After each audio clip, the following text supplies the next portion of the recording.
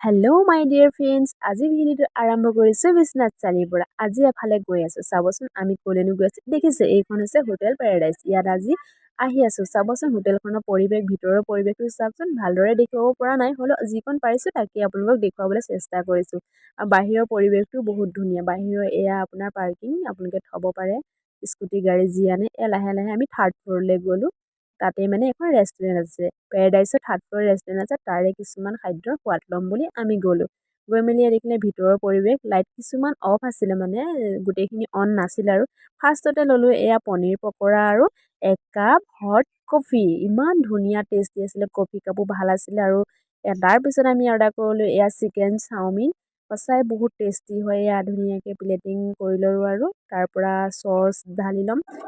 ঢালি মেলি ধুনীয়াকৈ খাই চাওঁ কেনেকুৱা হয়। ৰিয়েলি বহুত টেষ্টি আছিলে। Thank you. ভাল লাগিলে লাইক কমেণ্ট কৰি দিব। ধন্যবাদ।